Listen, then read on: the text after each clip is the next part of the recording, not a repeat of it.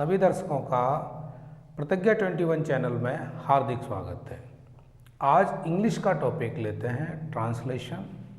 और चूंकि ट्रांसलेशन के क्रम में हम पढ़ भी चुके हैं अभी बहुत सारा, तो आज केवल फ्यूचर परफेक्ट टेंस और फ्यूचर परफेक्ट कंटिन्यूअस टेंस, इन दो के बारे में आपके बीच चर्चा होती है और देखते हैं इस पल में कितना हम लोगों को सीखने को मिलता है। Future perfect tense.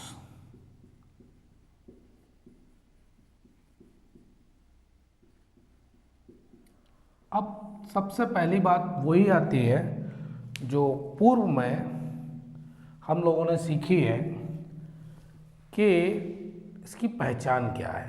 पहले तो हमको ये पता होना चाहिए कि ये जो टेंस है इसके अंतर्गत जो सेंटेंस आ रहा है तो हम कम से कम उसकी पहचान सीखें। सबसे पहले तो काम ये है। तो बात करते हैं पहचान की। इस प्रकार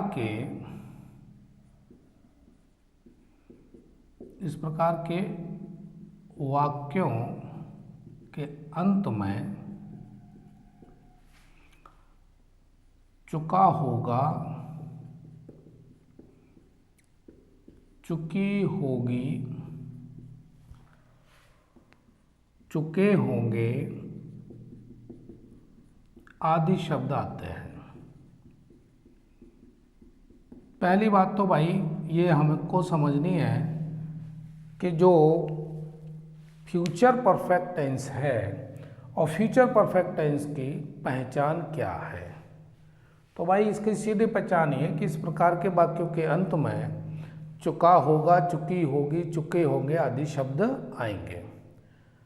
अब इनको बनाने का, इस प्रकार के जो सेंटेंस हैं उनका जो अनुवाद करेंगे वो किस प्रकार से करेंगे, कौन सी विधि, कौन सा नियम होगा, इस पर चर्चा करते हैं। तो पहले हम देखते हैं एफर्मेटिव सेंटेंस। एफर्मेटिव सेंटेंस अब ये बनाएंगे किस तरीके से वो भी देख लेते हैं। तो सबसे पहले भाई इस प्रकार के सेंटेंस में सब्जेक्ट लगाते ही, फिर विल हैव या शैल हैव। अब ये डिपेंड करेगा कि आपका सब्जेक्ट कैसा है। अगर आई से शुरू हो रहा है तो शैल का प्रयोग करेंगे, शैल हैव। अगर सेंटेंस वी से शुरू हो रहा है तो शैल हैव से शुरू करेंगे। और ये पूर्व में आप सीख भी चुके हैं, सावधानी केवल यही रखनी है। उसके बाद वर्ब की थर्ड फॉर्म लगाएंगे और फिर ऑब्जेक्ट। इतना भर सा काम है जो याद रखना है एफर्मेटिव सेंटेंस में कि सब्जेक्ट विल हैव या शैल हैव लगाएंगे, उसके बाद वर्ब की थर्ड फॉर्म और फिर ऑब्जेक्ट लगा देंगे और फ्यूचर परफेक्ट टेंस का बनेगा। अब एग्जाम्पल देख लेते हैं इसका। पहला, विमल शाम तक पुस्तक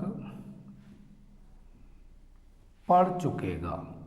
पहला सेंटेंस ये है हमारा, विमल शाम तक पुस्तक पढ़ चुकेगा। ठीक है भाई। अब इसमें सब्जेक्ट लेते हैं। तो पहले कौन सा सब्जेक्ट हो गया, ये आपका विमल। विमल के साथ शैल हैव तो लगना नहीं है, वो तो आई और वी के साथ। तो हमको क्या करना है, विल हैव लगाना है। विमल विल हैव और पढ़ने की इंग्लिश रीड द बुक। और ये बात कह रहा है शाम तक, तो वाई द इवनिंग। ये सेंटेंस आपका बन गया, हिंदी से अंग्रेजी में अनुवाद हो गया। विमल शाम तक पुस्तक पढ़ चुकेगा। Vimal will have read the book by the evening. एक एग्जाम्पल भाई और लेते हैं तो ज़्यादा समझ में आएगा। मैं उस समय तक अपना कार्य, मैं उस समय तक अपना कार्य समाप्त कर चुकूंगा। देखिए अब यहां पर सब्जेक्ट क्या है, आई, तो इसके साथ तो विल का प्रयोग होना नहीं है भाई, इसके साथ होना है शैल। आई शैल हैव, और वर्ब की जो थर्ड फॉर्म है वो लगानी है, तो समाप्त करना, completed my work, completed my work उस समय तक, बाय दैट टाइम। ये आपका सेंटेंस बन गया, मैं उस समय तक अपना कार्य समाप्त कर चुकूंगा। I shall have completed my work by that time. ये एफर्मेटिव सेंटेंस के दो उदाहरण लेकर समझने का प्रयास किया। इसके आगे समझते हैं। इसके आगे अब यहाँ पर एक स्थिति ये भी होती है कि यदि ये सेंटेंस कॉम्प्लेक्स हो, यदि कॉम्प्लेक्स सेंटेंस हो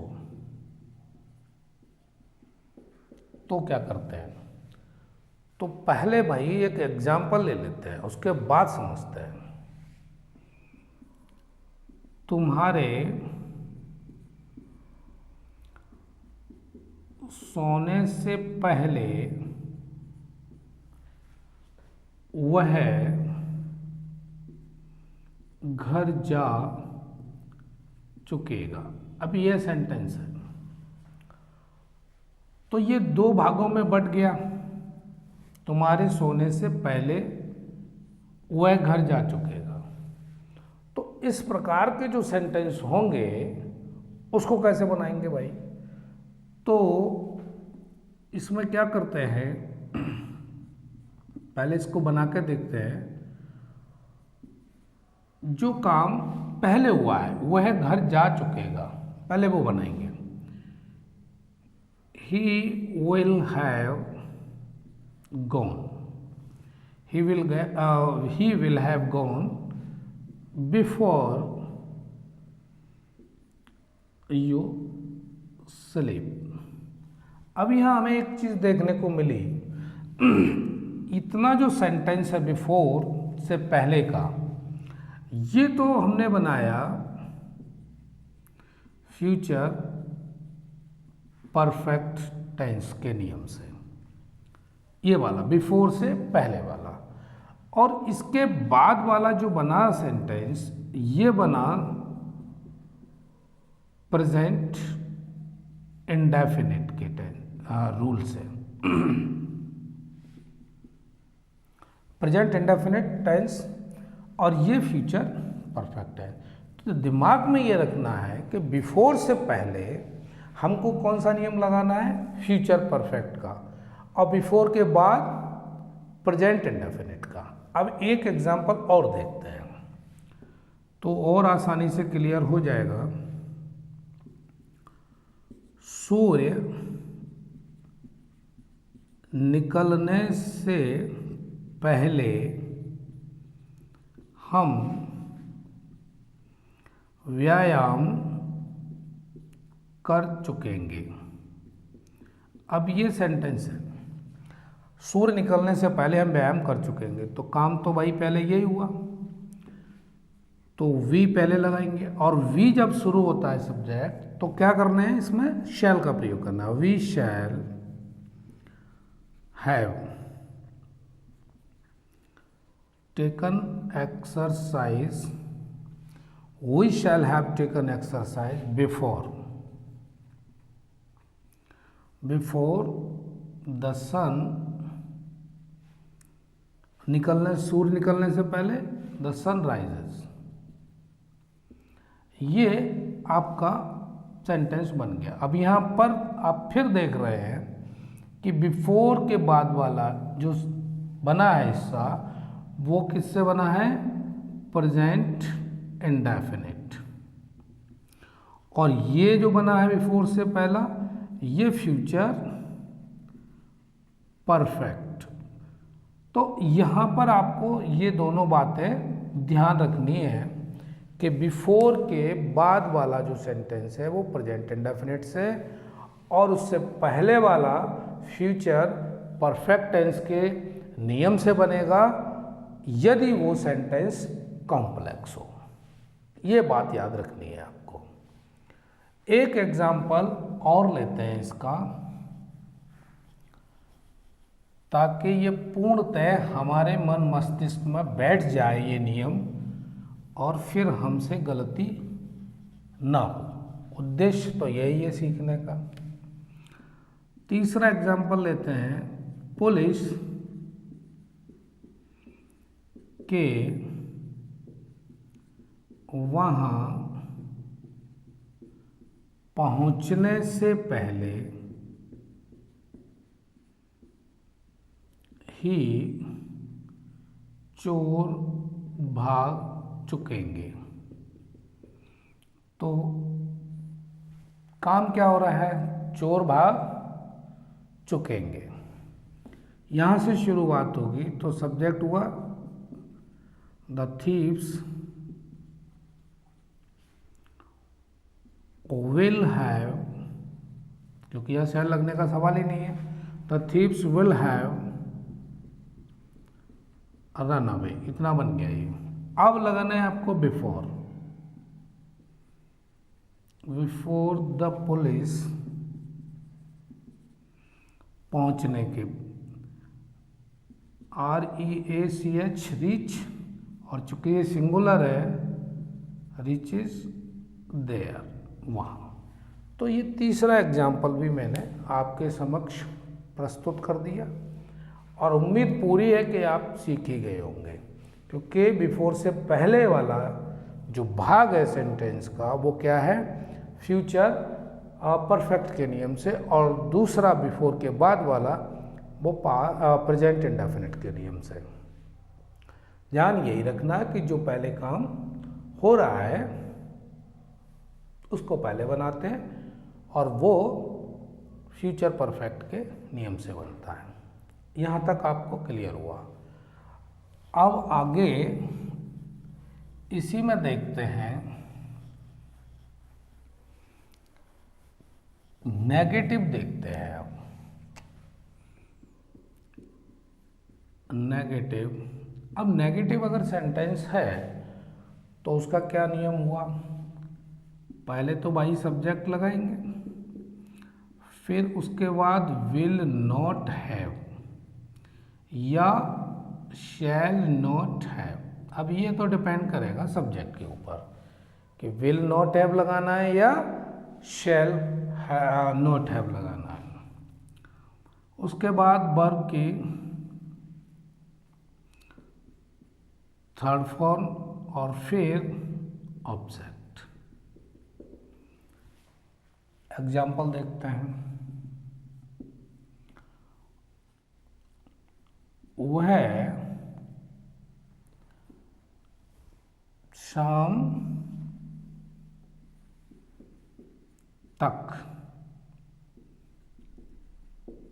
स्कूल नहीं पहुंच चुकेगा। अब ये सेंटेंस बना, वह शाम तक स्कूल नहीं पहुंच चुकेगा। अब इसकी इंग्लिश बनानी है तो कैसे बनेगी भाई, he will not have reached, पहुंचने की तो रीच होता है, और उसमें थर्ड फॉर्म लगाना है रीच्ड। तो स्कूल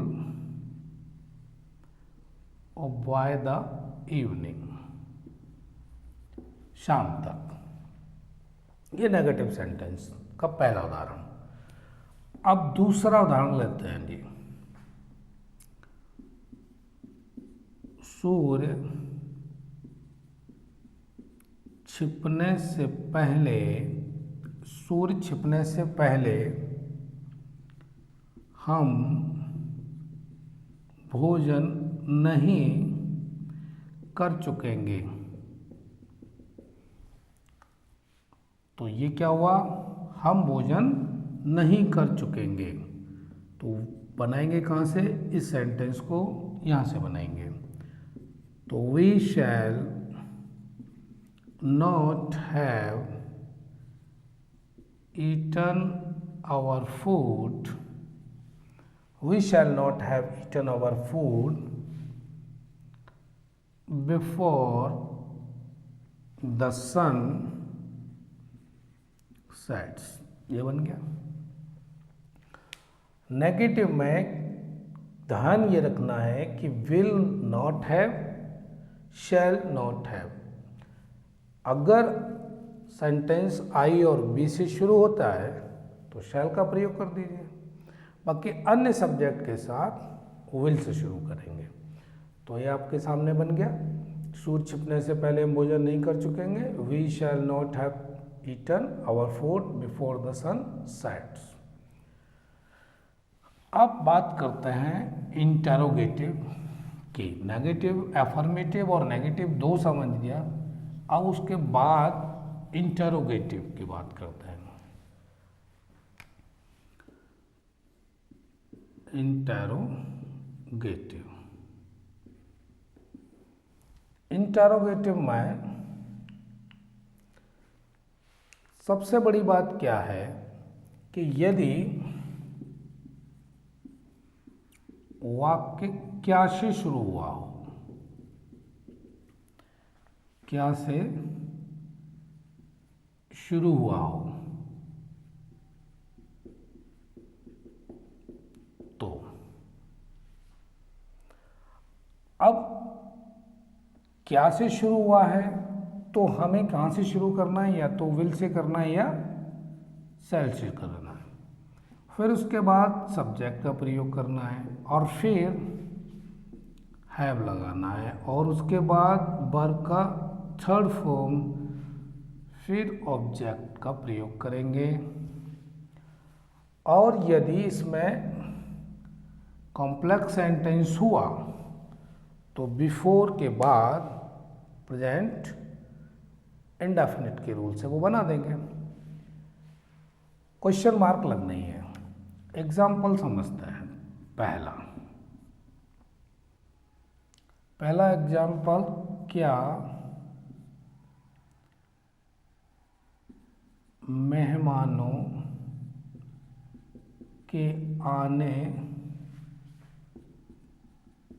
से पूर्व रसोइया खाना बना चुकेगा। क्या मेहमानों के आने से पूर्व रसोइया खाना बना चुकेगा। तो सेंटेंस कहाँ से बनना है, रसोइया खाना बना चुकेगा। तो पहले क्या करेंगे आप, विल का प्रयोग करेंगे। Will the cook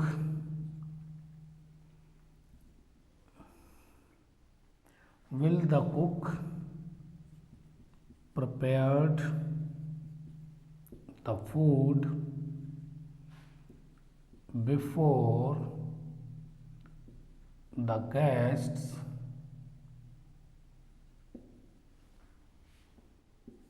come। और ये क्वेश्चन मार्क, क्या मेहमानों के आने से पूर्व रसोइया खाना बना चुकेगा। Will the cook prepare the food before the guest come. ये बन गया यदि क्या से शुरू होता है। एक एग्जांपल और देखते हैं। क्या मोहन के जाने से पहले हम अपनी पुस्तकें नहीं खरीद चुकेंगे। तो यहां से बनेगा वी।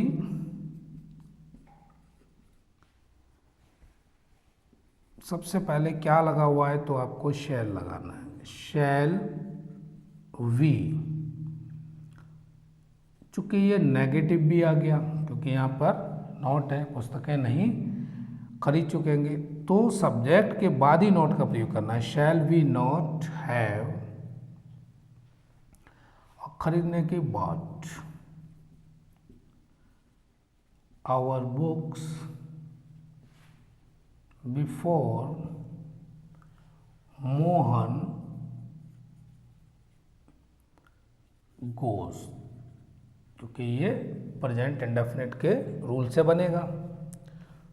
तो ये दो सेंटेंस आपको ये बात समझाने में सक्षम है कि यदि सेंटेंस क्या से शुरू हो हिंदी में तो फिर उसकी अंग्रेजी कैसे बनाते हैं।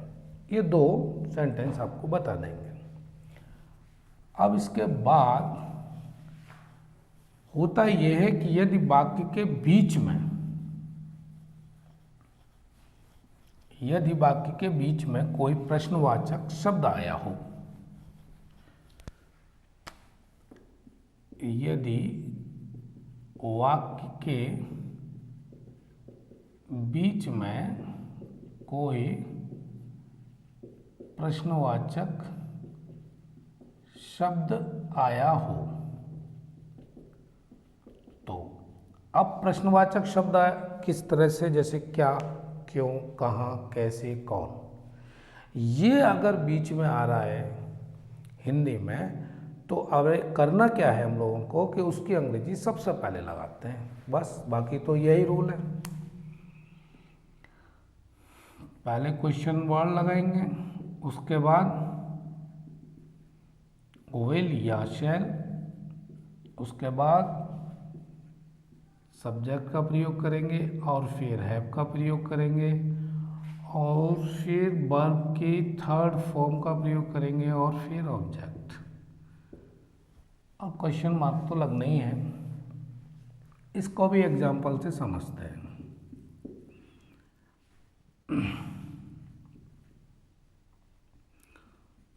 तुम्हारे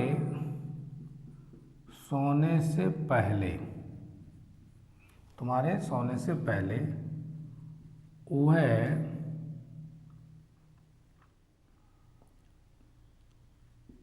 गाना क्यों नहीं गा चुकेगी। अब ये है सेंटेंस, और इसमें ये भी चीज़ हमको मिल गई कि भाई नेगेटिव भी है, इंटरोगेटिव भी है, दोनों चीज़ें एक साथ समझ ले रहे हैं। तो सबसे पहले ये जो प्रश्नवाचक शब्द आया है क्यों, इसकी अंग्रेजी लगाएंगे वाई, विल, शी, वह गाना क्यों नहीं गा चुकेगी। ये वाला सेंटेंस बनना ही है। किस नियम से बनना है? फ्यूचर परफेक्ट से, और दूसरा प्रेजेंट इंडेफिनिट से। व्हाई विल शी, सब्जेक्ट तक आ गए। अब इसके बाद अगर नेगेटिव है तो तुरंत नोट लगाएंगे, नॉट, हैव, और उसके बाद वर्ब की थर्ड फॉर्म तो संग, अ सॉन्ग बिफोर, तुम्हारे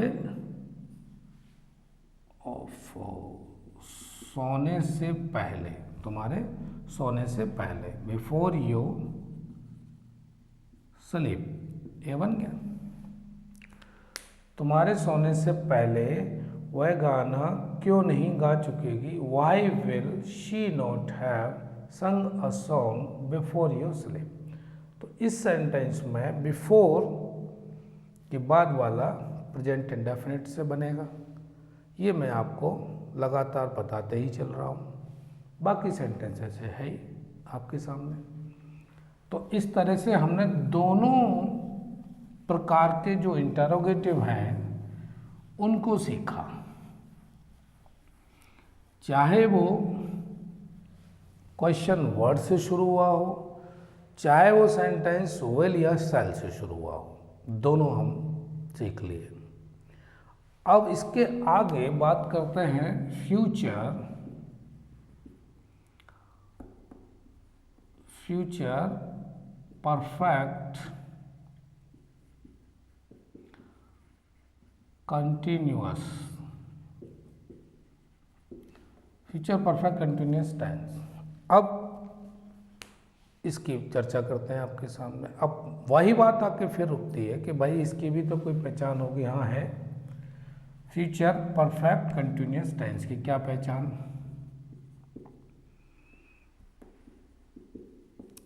इस प्रकार के वाक्यों के अंत में रहा होगा, क्योंकि कंटिन्यूअस है, रही होगी, रहे होंगे शब्द आते हैं।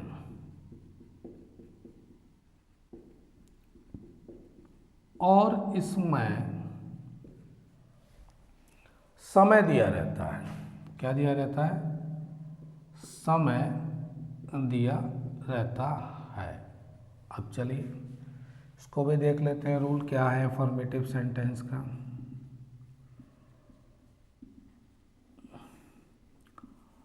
पहले वही सब्जेक्ट का प्रयोग करेंगे, उसके बाद विल हैव बीन या शैल हैव बीन, फिर वर्ब की फर्स्ट फॉर्म में आईएनजी लगाएंगे, उसके बाद ऑब्जेक्ट और फिर टाइम। ऑब्जेक्ट के बाद टाइम। अब ऐसे तो ये समझ में नहीं आएगा जब तक इसका उदाहरण न देखने को मिले। उदाहरण भी देख लेते हैं। बच्चे 2 घंटे से खेल रहे होंगे। ये हो गया, बच्चे 2 घंटे से खेल रहे होंगे, द चिल्ड्रन। और उसके बाद विल ही लगना है, शैल तो लगना नहीं है। विल हैव बीन प्लेइंग 2 घंटे से। चूंकि निश्चित समय है तो फिर हम प्रयोग करेंगे सिंस का, और अनिश्चित समय है तो प्रयोग करेंगे फॉर का। तो यहाँ तो ये 2 घंटे पता नहीं कौन से हैं, तो ये फॉर 2 आवर्स, ये बन गया sentence. Future perfect continuous tense में समय जरूर दिया रहता है। निश्चित समय के लिए सिंस और अनिश्चित के लिए फॉर का प्रयोग करते हैं। और रूल ये आपके सामने है अफर्मेटिव सेंटेंस का। एक एग्जाम्पल और लिया जाए, वह 2 बजे से पत्र लिख रहा होगा। ही विल हैव बीन, भाई यही रूल लिखा हुआ है, he will have been writing a letter since. अब यहाँ पर टाइम जो है चूँकि निश्चित है, तो सिंस 2 o'clock, 2 बजे से। तो यह भी क्लियर हो गया। एफर्मेटिव सेंटेंस में 2 सेंटेंस के माध्यम से हमने यह भी सीखा सिंस और फॉर किस दशा में प्रयोग करना है। समझ गए? अब इसके बाद सेंटेंस एफर्मेटिव के बाद नेगेटिव को भी समझ लेते हैं। यह भी कोई बहुत बड़ा काम नहीं है, आसान है। नेगेटिव में नोट कहाँ लगना है बस ये देखना है।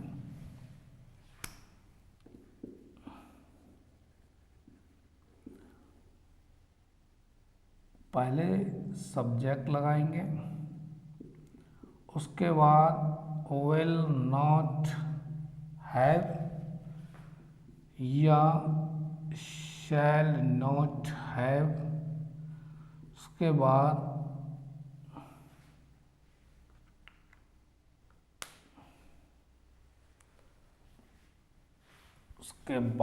बीन, फिर वर्ब की फर्स्ट फॉर्म है आईएनजी, और फिर ऑब्जेक्ट, और उसके बाद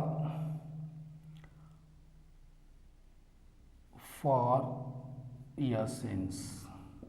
तो ध्यान देने वाली बात सिर्फ ये है कि विल नॉट हैव या शैल नॉट हैव। अब एग्जाम्पल देखते हैं।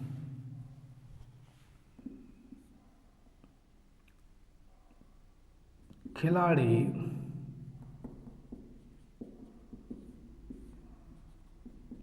2 घंटे से नहीं खेल रहे होंगे।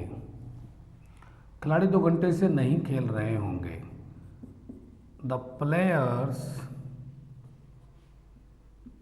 Will not have been playing for 2 hours. अभी क्लियर हो गया, खिलाड़ी 2 घंटे से नहीं खेल रहे होंगे। The players will not have been playing for 2 hours. एक एग्जाम्पल ये समझा, दूसरा एग्जाम्पल और देखते हैं। शीला अपना कार्य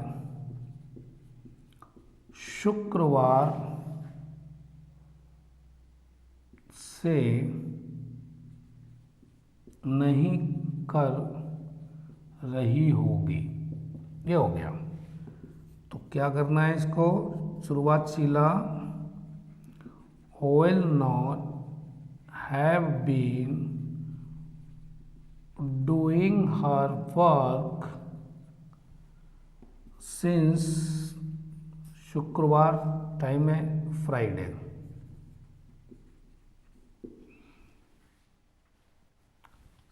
रूल क्या है, subject will not have, shall not have plus been, उसके बाद वर्ब की फर्स्ट फॉर्म में आईएनजी, फिर ऑब्जेक्ट लगाना है, उसके बाद फॉर सिंस, और यहाँ जो भी टाइम होगा उसका प्रयोग कर लेना है। और 2 एग्जाम्पल आपके सामने दिए हुए हैं, दोनों ही इस बात को बता रहे हैं कि ये नेगेटिव हैं और रूल पर आधारित है। खिलाड़ी 2 घंटे से नहीं खेल रहे होंगे। The players will not have been playing for 2 hours. Sheela अपना कार्य शुक्रवार से नहीं कर रही होगी। Sheela will not have been doing her work since Friday. ये दोनों एग्जाम्पल, उम्मीद है ये समझ में आ गया होगा। आगे देखते हैं। अब इंटरोगेटिव जो प्रश्नवाचक है, तो वो देखते हैं इंटरोगेटिव में क्या करते हैं। यदि वाक्य क्या शब्द से शुरू हुआ हो, तो इसमें क्या करना है, पहले विल या शैल का प्रयोग करना है, फिर सब्जेक्ट का प्रयोग करना है, उसके बाद हैव बीन का प्रयोग करना है, और फिर वर्ब की फर्स्ट फॉर्म में आईएनजी प्लस ऑब्जेक्ट, और फिर सिंस या फॉर, और फिर टाइम और क्वेश्चन मार्क। तो क्वेश्चन मार्क तो लगना ही है। अब देख रहे हैं कि एग्जाम्पल लेकर कितना समझ में आता है। क्या वह कुछ समय तक यहाँ खेलता रहेगा? क्या वह कुछ समय तक यहाँ खेलता रहेगा? तो विल से शुरू करेंगे क्योंकि सब्जेक्ट में ना तो आई है और ना ही वी है। तो विल ही और उसके बाद हैव बीन,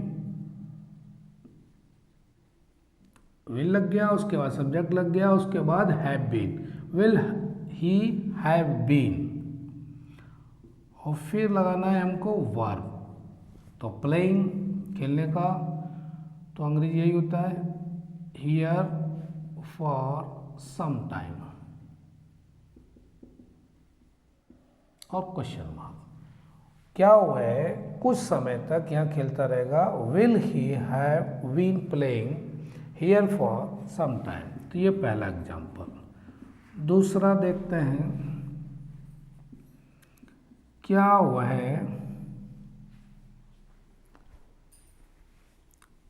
क्या तुम आधा घंटे तक, क्या तुम आधा घंटे तक हिमानी की प्रतीक्षा करते रहोगे? क्या बना, क्या तुम आधा घंटे तक हिमानी की प्रतीक्षा करते रहोगे? तो यहां भी विल से शुरू होगा। विल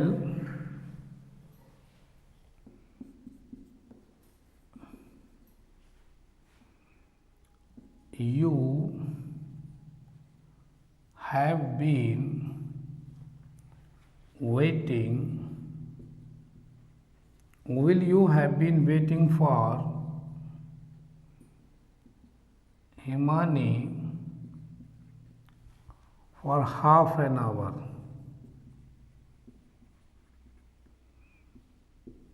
आधा घंटे तक, फॉर हाफ एन आवर।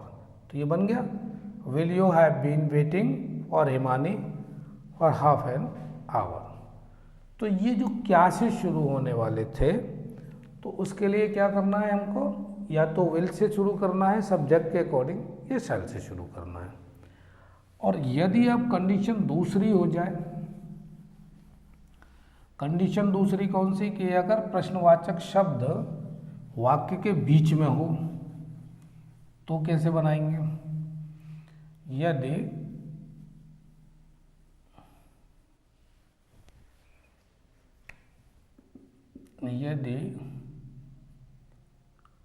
वाक्य के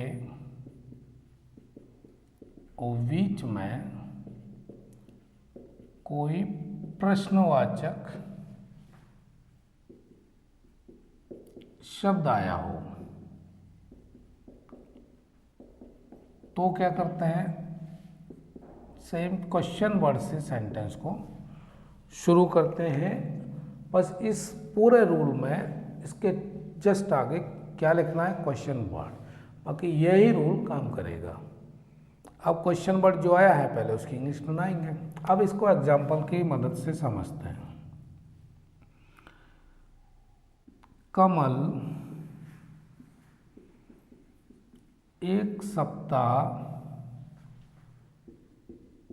तक कहाँ सोता रहेगा। अब ये कहाँ आ गया, प्रश्नवाचक शब्द क्या आया, कहाँ। तो पहले इसकी अंग्रेजी वेयर, और फिर वेयर विल कमल। क्योंकि यहाँ पर क्वेश्चन वर्ड के बाद विल या शैल में से एक यूज करना है, फिर सब्जेक्ट लगाना है, फिर उसके बाद have been. Where will Kamal have been. अब यहाँ लिखा हुआ है सोता रहेगा, तो क्या करना है, स्लीपिंग फॉर अ वीक, एक सप्ताह तक। तो ये सेंटेंस बना, कमल एक सप्ताह तक कहाँ सोता रहेगा। Where will Kamal have been sleeping for a week. ये क्लियर हो गया। दूसरा सेंटेंस एक और देखते हैं। ये लड़कियां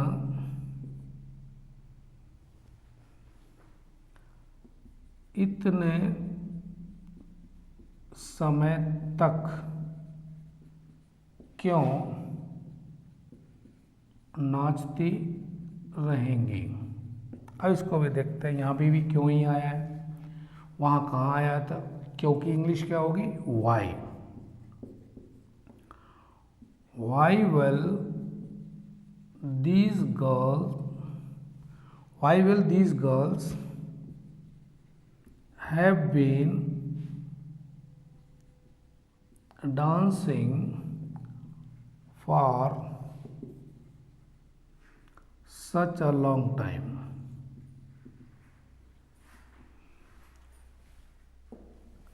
ये लड़कियां इतने समय तक क्यों नाचती रहेंगी? Why will these girls have been dancing for such a long time? तो इस तरह से हमने इंटरोगेटिव में देखा कि अगर कोई शब्द, प्रश्नवाचक शब्द बीच में आया हो तो हमेशा उसकी जो इंग्लिश है वो पहले लगा देते हैं उसी वर्ड के, और ये सेंटेंस आपके बन जाते हैं। इस तरह से आज हमने दो